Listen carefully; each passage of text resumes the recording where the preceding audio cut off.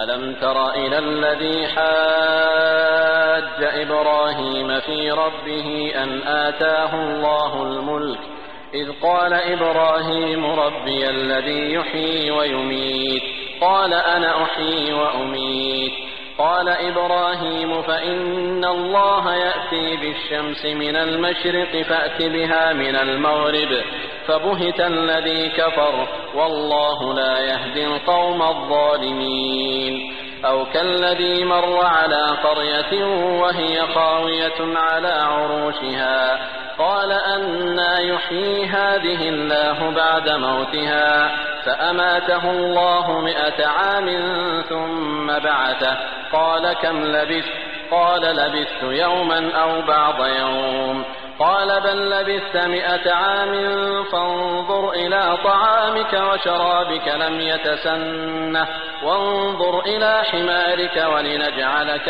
آية للناس وانظر إلى العظام كيف ننشزها ثم نكسوها لحما فلما تبين له قال أعلم أن الله على كل شيء قدير وإذ قال إبراهيم رب أرني كيف تحيي الموتى قال أولم تؤمن قال بلى ولكن ليطمئن قلبي قال فخذ 4 من الطير فصرهن إليك ثم اجعل على كل جبل منهن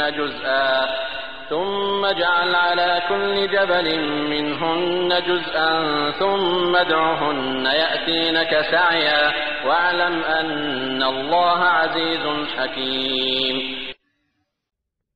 काय तुम्ही त्या माणसाच्या अवस्थेचा विचार नाही केला ज्यानं इब्राहिमशी त्याच्या पालनकर्त्याविषयी हुज्जत केली. वास्तविक अल्लाहनं त्याला राज्यसत्ता दिली होती.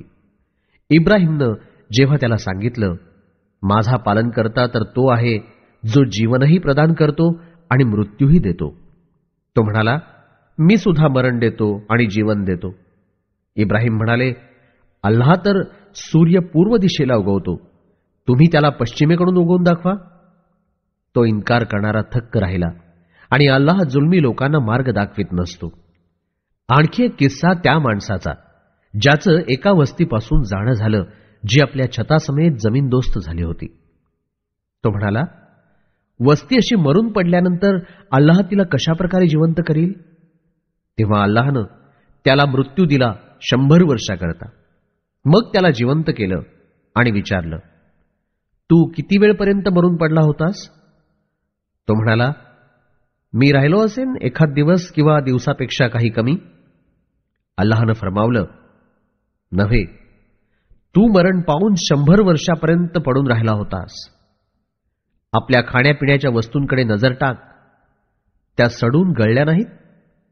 आणि पाहून घ्या आपल्या गाढवाकडे जो मरून अस्थिपंजर झालाय. तुझ्या या घटनेला आम्ही माणसांकरिता नमुना बनवू इच्छितो. आता पाहून घे आपल्या गाढवाची हाडं कशा प्रकारे जोडून आम्ही सांगाडा उभा करतो, मग त्यावर मांस चढवून त्वचारूपी पोशाख घालतो. ही गोष्ट जेव्हा त्याच्यासमोर स्पष्ट झाली तेव्हा तो बोलला, मी चांगलं जाणून घेतलं, अल्लाह प्रत्येक बाबतीत सामर्थ्य राखतो. आणि जेव्हा इब्राहिम यांनी अर्ज केलं, हे माझ्या पालनकर्त्या, दाखव मला कशा प्रकारे तू मेलेल्यांना जिवंत करशील, त्यावर पालनकर्त्यानं फरमावलं, काय तुझा विश्वास बसत नाही? अर्ज केलं, का नव्हे, विश्वास पुरेपूर आहे, परंतु यासाठी की माझ्या मनाचं समाधान व्हावं. फरमावलं, तर 4 पक्ष्यांना धर, मग त्यांना नीट ओळखून ठेव, आपल्याशी परिचित करून घे आणि नंतर त्यांचे वेगवेगळे तुकडे पर्वतांवर ठेवून ये. मग त्यांना हाक मार, तुझ्याजवळ येऊन पोहोचतील सर्व धावत. आणि लक्षात ठेव, अल्लाह जबरदस्त हिकमतशाली आहे.